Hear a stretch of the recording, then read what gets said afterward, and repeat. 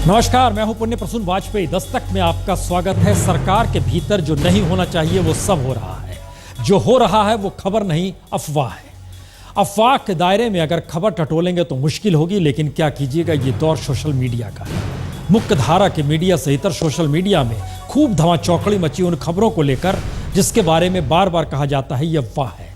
लेकिन अखबार में खबर छपती है तो सरकार एक कदम पीछे होती है, संघ नाराज हो जाता है, प्रधानमंत्री को बयान जारी करना पड़ता है और बीजेपी अध्यक्ष भी ये कहने से नहीं चूकते, पार्टी के लिए कहीं ना कहीं ये स्थिति और खतरनाक या बदतर से बदतर होती जाएगी, इसे थामिए, ये ठीक नहीं है। जो है जैसे है, तो क्या ये खबर है या अफवाह? ये जरा जिसे टटोल ही लिया जाएगी, क्योंकि अब अफवाह खबर है, ये बात क्यों निकल पड़ी है, और ये अगर बात निकली है तो आखिर वो कौन सी स्थिति है जिसमें हर चेहरे को लेकर बार बार एक बात हर जहन में आ रही है कि जो कहा जा रहा है दरअसल वो कहा नहीं गया। आइए शुरुआत करते हैं। 3 चेहरे स्क्रीन पर। इन तीनों चेहरों को कुछ कुछ कहना पड़ा। तीनों इक्के हैं अपने अपने तरीके से, तीनों बादशाह कहिए, तीनों बादशाह हैं। राष्ट्रपति के मद्देनजर राष्ट्रहित को खतरा है, ये बात प्रधानमंत्री मोदी की तरफ से कही गई। राजनीति छोड़ दूंगा, ठुकरा दूंगा, ये बात राजनाथ सिंह की तरफ से कही गई, जो कि गृह मंत्री हैं। और बीजेपी अध्यक्ष अमित शाह की तरफ से कहा गया पार्टी को बदनाम ना करें। सवाल नीचे एक पत्ते का है, दरअसल वो कौन सा शख्स है जो पार्टी सरकार के भीतर है लेकिन वो इक्के का खेल कर रहा है। अगर ये सब कुछ अफवाह है, खबर नहीं है, तो फिर ये इक्का कौन है? टटोलने की कोशिश की जाए दरअसल खबर क्या है और अफवाह क्या है। कई मसले इस दौर में हुए हैं, आप उसे खबर माने, अफवाह माने, कल उसके बारे में हो सकता है कोई फिर स्पष्टीकरण आ जाए। हम आपको दिखलाते हैं दरअसल क्या क्या हुआ इस बीच में। इस बीच में एक के बाद एक अफवाह के तौर पर गडकरी के घर पर जासूसी, याद कीजिए क्या क्या कहा गया, किस किस रूप में कहा गया। सुब्रमण्यम स्वामी ने कहा हो रहा है, बीजेपी की तरफ से कहा गया नहीं हो रहा है। संघ इस बात से भी नाराज हो गया था। दूसरी स्थिति, सचिव के जरिए मंत्रियों पर नकेल भी है और नजर भी है, इस बात का भी जिक्र किया गया था। बाद में कहा गया नहीं, सचिव से सिर्फ संवाद है, लेकिन फिर भी कहा जाता है कि दरअसल ये अफवाह नहीं, खबर है। तीसरी स्थिति, भारत रत्न किस किस को दे, याद कीजिए, बाकायदा बीजेपी की तरफ से तो फहरिस्त जारी कर दी गई थी, नेता चहक के कह रहे थे, प्रवक्ता खुलकर सामने आ गए थे। फिर कहा गया नहीं ऐसा नहीं है, दरअसल वो तो ऑर्डर दिया गया है, भारत रत्न का जो रहना चाहिए वो बचा ही नहीं है, तो कुछ रहना चाहिए, कभी ऐलान हो तो दिया भी जा सके। खबर थी, अफवाह थी, जो कि मंत्रियों को हिदायत एक मंत्री को दे दी गई कि कपड़े आप ठीक पहनिए। कौन था वो मंत्री, किस रूप में था, क्या यह भी अफवाह थी या खबर थी? आज नहीं कल इसका भी स्पष्टीकरण सामने आएगा, इंतजार कीजिए, क्योंकि हर खबर अफवाह है। चार्टर्ड विमान में सफर ना करें, मंत्रियों को भी कहा गया था और बीजेपी के नेताओं को भी कहा था चार्टर्ड विमान में आप सफर मत किया कीजिए, ये ठीक बात नहीं है। लेकिन ये अलग मसला है कि बीते दिनों नागपुर में चार्टर्ड विमान से ही मंत्री गए। डिनर पर उद्योगपति के साथ मंत्री क्यों, अचानक टेलीफोन आया था, यह भी कहा गया था आप उद्योगपति के साथ क्यों बैठे हैं, क्या यह अफवाह है या खबर है? इंतजार करना होगा। और इन सब के बाद मंत्री के बेटे की क्लास, ईमानदारी की क्लास ली गई थी प्रधानमंत्री के जरिए। ये बात इतनी तूल पकड़ती चली गई कि दरअसल अब ये लिखना पड़ रहा है कि दरअसल ये अफवाह है, खबर नहीं है। लेकिन क्या हुआ, किस रूप में हुआ, किस तरीके से ये मामला तूल पकड़ते चला गया और ये सब हो क्यों रहा है? आइए एक रिपोर्ट दिखाते हैं जिससे स्थिति और साफ होगी कि दरअसल अफवाह खबर है। और इन सब से पहले आज राजनाथ सिंह खुद जिस तरीके से निकल कर आए, उसने इस बात को और तूल दे दिया। पहले राजनाथ सिंह क्या कहा उन्होंने?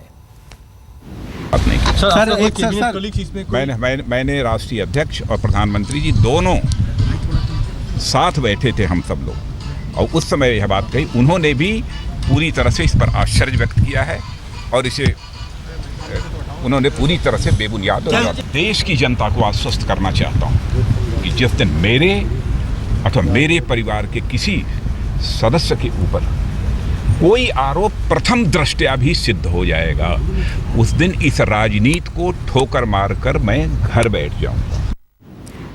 आरोप क्या थे, ये बात किसी ने नहीं कही। अफवाह क्या थी, ये बात किसी ने नहीं कही। लेकिन एक अफवाह थी, हवा में कुछ तैर रहा था, और इन सब के बाद इस तरह से बयान आ गया। बयान प्रधानमंत्री की तरफ से भी आया और बीजेपी अध्यक्ष की तरफ से भी आया, लेकिन उसका जिक्र बाद में। पहले जरा इस रिपोर्ट को देखिए, तब बताएंगे ये बातें हवा में तैर क्यों रही थी। तो देश के 3 बादशाह को सरकार के भीतर ही कौन से इक्का परेशान कर रहा है? ये छुपा रुस्तम इक्का जरूर है, क्योंकि यह संभव है ही नहीं कि जिस सरकार में हर मंत्री की डोर पीएमओ की उंगलियों पर नाचती हो, उसके बारे में पीएम ही न जानते हो।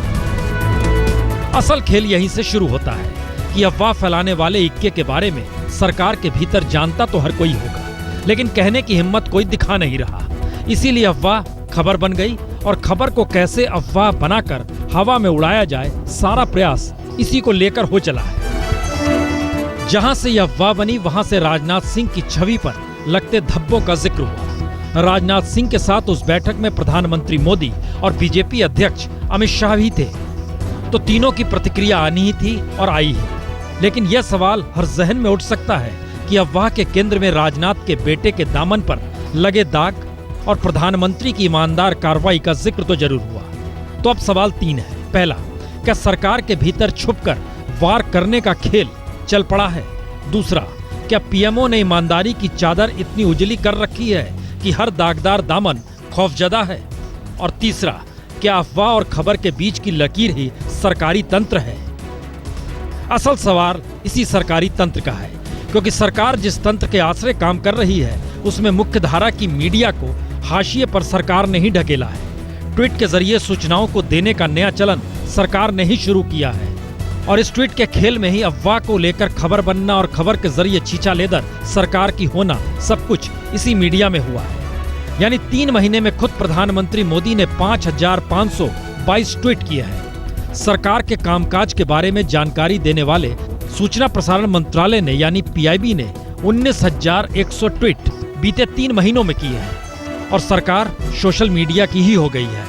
तो असर भी इसी का है कि सरकारी अफवाह सोशल मीडिया में धूम मचाकर मुख्यधारा के मीडिया में खबर बनती है, और जब खबर छपती है तो फिर सरकार की तरफ से यह कोई नहीं कहता कि सारा खेल सोशल मीडिया ने बिगाड़ा। तो क्या जिम्मेदारी से मुक्त सोशल मीडिया का खेल ही सरकारी तंत्र का नायाब हथियार है, जिससे सामने वाले को छलनी भी किया जा सकता है और छलनी से आहत शख्स को अफवाह का मलहम भी लगाया जा सकता है?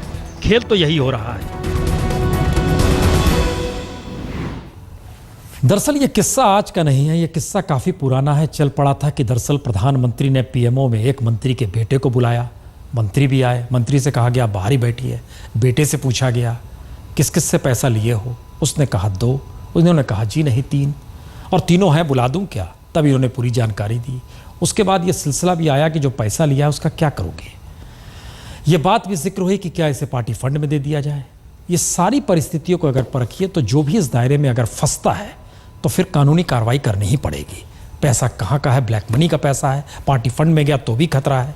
अफवाह करार देने की स्थिति हो या नहीं हो, लेकिन ये अफवाह है, ये आज कहा गया और इसे खुले तौर पर कहा गया। प्रधानमंत्री की तरफ से तुरंत जैसे ही राजनाथ सिंह ने इस बात का जिक्र किया कि उन्होंने अफवाह को लेकर जिक्र किया है, प्रधानमंत्री ने कहने में देर नहीं लगाई कि मीडिया में यह खबर चल रही है कि प्रधानमंत्री अपने कुछ मंत्रियों के आचरण से परेशान है और गृहमंत्री के बेटे का आचरण ठीक नहीं है। ये सभी रिपोर्ट सफेद झूठ है और इन्हें सिर्फ सरकार के चरित्र हनन के लिए तैयार किया जा रहा है। जो भी अफवाह फैलाने की कोशिश में जुटे हैं वो देश को नुकसान कर रहे हैं, यानी मसला कहीं राष्ट्र हित से जुड़ा। लेकिन दूसरा सवाल यहीं से खड़ा होता था कि दरअसल पार्टी भी एक चीज होती है और पार्टी के भीतर से कोई आवाज क्यों नहीं आई, जबकि उस बैठक में बीजेपी अध्यक्ष अमित शाह भी थे। उनकी तरफ से भी बात आई और उनकी तरफ से जो बातचीत निकल कर आई उसमें कहा गया केंद्रीय गृहमंत्री राजनाथ सिंह के पुत्र के संदर्भ में अनर्गल आधारहीन चर्चाएं लगातार प्रचारित की जा रही है। हमारे सभी मंत्रियों का आचरण उच्च कोटि का है, उनकी सत्यनिष्ठा संदिग्ध है, उनके बारे में ऐसे सभी प्रचार निराधार और भ्रामक हैं। आरोप आधारहीन, तथ्यहीन और पार्टी की छवि को धूमिल करने की दुर्भावना से प्रेरित है।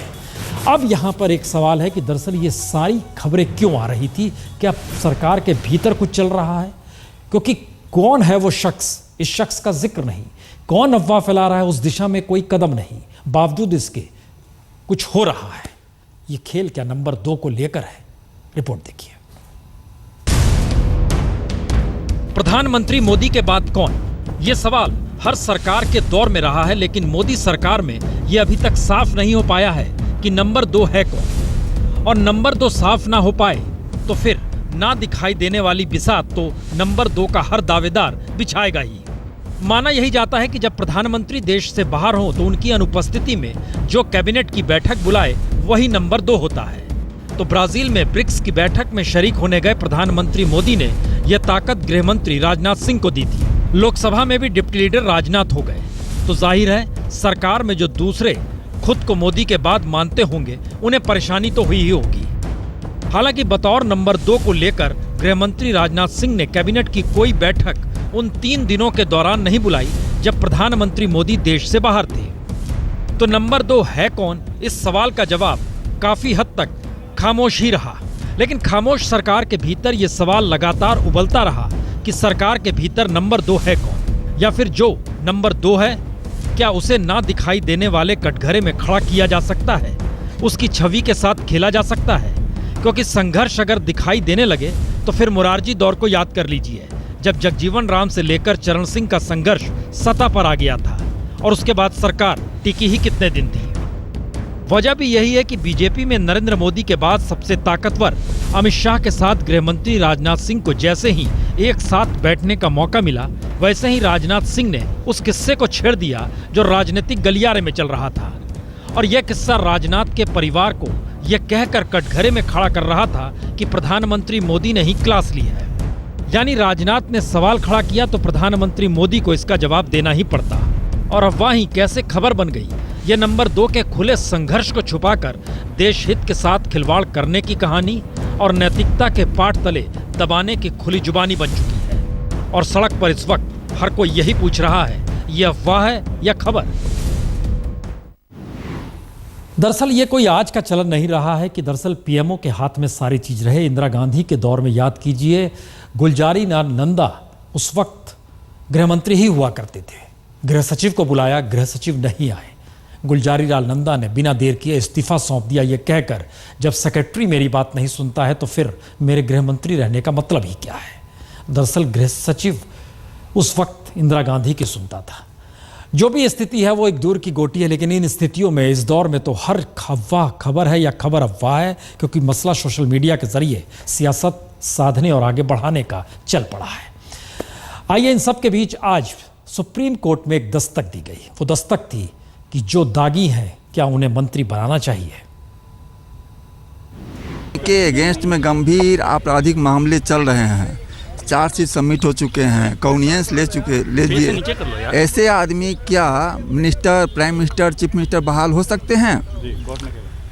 कोर्ट में 3 जजमेंट आए हैं। जो मेजॉरिटी जजमेंट है उन्होंने कहा कि नहीं, संविधान का जो ऐसे कोई रिस्ट्रिक्शंस नहीं है प्राइम मिनिस्टर पर। प्राइम मिनिस्टर को और चीफ मिनिस्टर को चाहिए कि ऐसे किसी आदमी को जिनके अगेंस्ट में चार्जशीट सबमिट हो गया हो गंभीर मामले में, या कॉन्फिडेंस ले लिया जा चुका हो या चार्ज फ्रेम हो चुका हो, उन्हें मिनिस्टर नहीं अपॉइंट करें। जस्टिस कोरियन जोफेर ने तो स्पष्ट शब्दों में कहा है कि नहीं, ये मैंडेटरी है कि ऐसे लोगों को मिनिस्टर नहीं बनाया। अब जस्टिस कोरियन की बात अगर सरकार मान ले तो सरकार तो ढहढहा के गिर जाएगी। क्यों जिक्र कर रहे हैं, आइए आपको इस 16वीं लोकसभा के कुछ स्थिति दिखला देते हैं।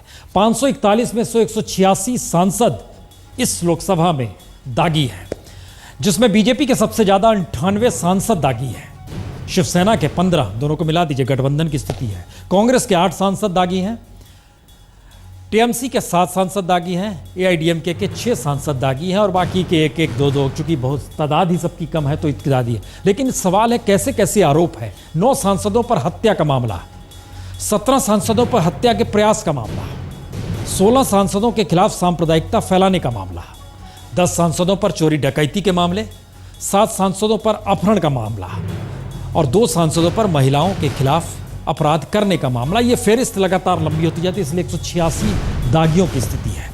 दागियों को लेकर बात चली तो पूर्व दिल्ली के मुख्यमंत्री या कहें केरल की राज्यपाल शीला दीक्षित का जिक्र होगा ही, क्योंकि राज्यपाल पद से इस्तीफा दे चुकी हैं और दिल्ली में दस्तक देने की एक नई तैयारी वो कर रही है। खुद कांग्रेस के सांसद उनके बारे में क्या कहते हैं, जरा सुन लीजिए।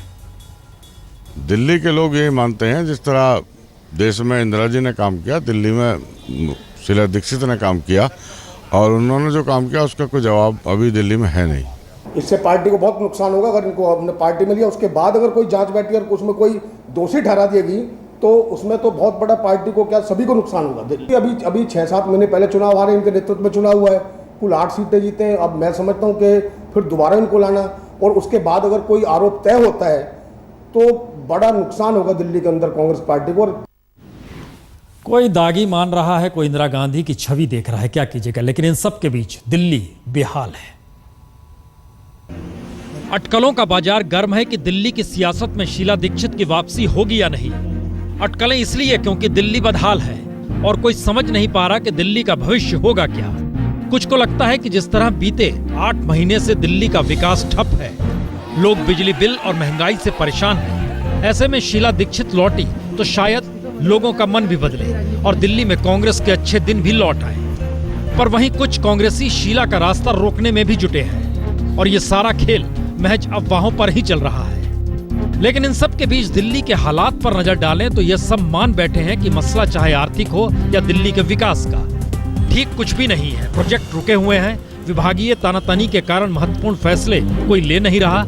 हालात क्या है खुद देख लें। सरकार का खजाना खाली है, पर सर्किल रेट पर फैसला मार्च से अभी तक लटका ही हुआ है। डीटीसी को बसें खरीदनी है, किराया बढ़ाना है, पर यह होगा कब किसी को नहीं पता।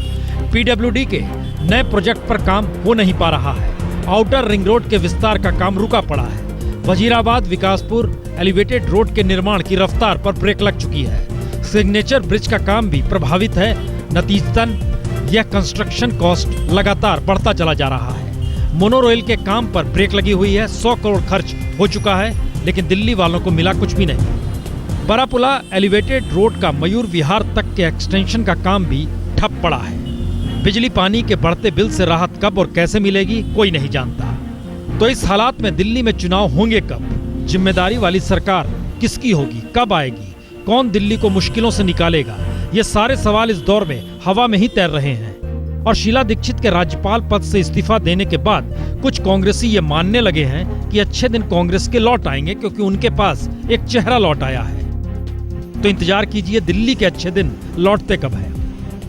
आरजेडी सुप्रीमो लालू प्रसाद यादव की 6.25 घंटे तक सर्जरी हुई है। मुंबई के अस्पताल में हार्ट सर्जरी हुई है और उसके बाद वो ठीक ठाक है। जो जानकारी आ रही है अस्पताल के मुताबिक, दरअसल ये सर्जरी महाधमनी वाल्व इसके तहत बदला गया है। महाधमनी को ठीक करने के अलावा दिल में 3 मिलीमीटर के छेद को भी भरा गया है। इससे पहले बिहार में भी लगातार पूजा पाठ किया जा रहा था और महत्वपूर्ण है कि सोमवार को ही एशियन हार्ट इंस्टीट्यूट में लालू प्रसाद यादव को भर्ती कराया गया था। और आज प्रधानमंत्री नरेंद्र मोदी ने भी ट्वीट करके कहा कि उनका स्वास्थ्य जल्द ठीक हो, इसकी कामना की गई।